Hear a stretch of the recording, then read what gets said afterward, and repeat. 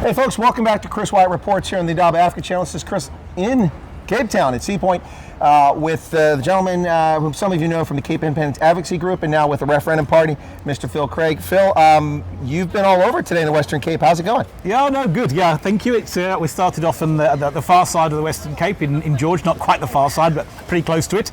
And now we're coming across to Cape Town and working our way through Cape Town, and we're going to head back out into the winelands and end up there where I live. So I plan to finish in Paarl at 9 o'clock. An exciting day. At the winelands, I was going to end my day, but I might have to change my plans. Yeah. So you started out there, you worked your way back this way. What's it been like? Has the turnout been impressive? Is it low, high? What do you think?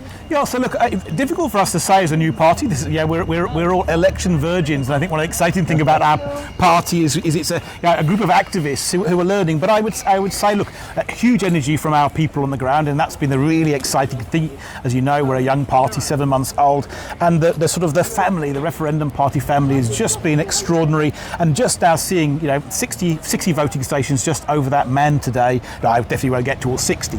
It's just an extraordinary feat, and everywhere you go, there's an excitement and an energy, and people are enthused because actually, rather than sitting back and watching disaster unfold, they're now suddenly on the front foot. They're doing something, and that creates an energy that just is tangible. So it's been fantastic, and that energy is rubbing off on me. So I'm loving it. I can see that your batteries aren't exactly wearing down this late in the day. It's been quite a busy day here in the Western Cape for people voting around the country.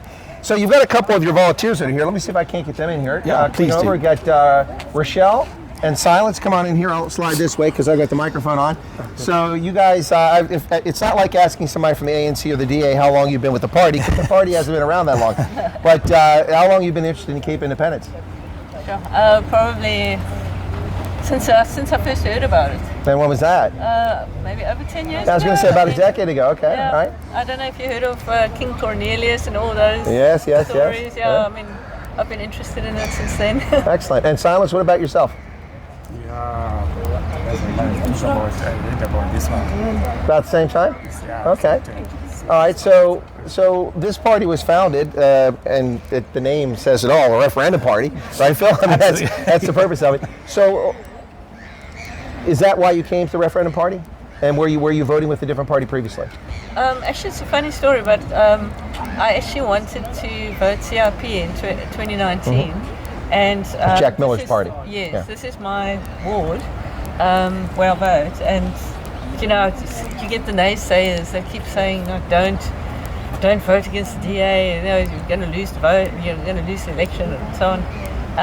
And I thought, I now have a great doubt in my mind, and I came here and there was nobody here from CRP, and they kind of just said, okay, well, maybe I need to stick with the DA. So when I saw the Referendum Party and what they were doing and how organised they were, it's like a no-brainer. So very, very much a different situation. They were organized and prepping. Yeah. No, it's actually very impressive. Look, I'm not trying to, I'm not playing fanboy or blow smoke up y'all's skirts here, but some long-established parties were unable to get legitimate signatures to get on the ballots. There was some confusion with that, and a number of smaller parties have been left off. But the Referendum Party, brand new kids on the block, you got your legitimate signatures, you're on the ballot. That's pretty impressive.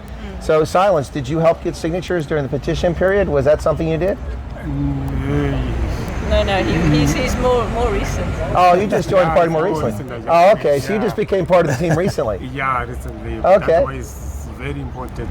The part that is played by the referendum party is very important. All right. Well, excellent. So how do you feel about how it's gone out here today? Is it going well? Are people engaging with you?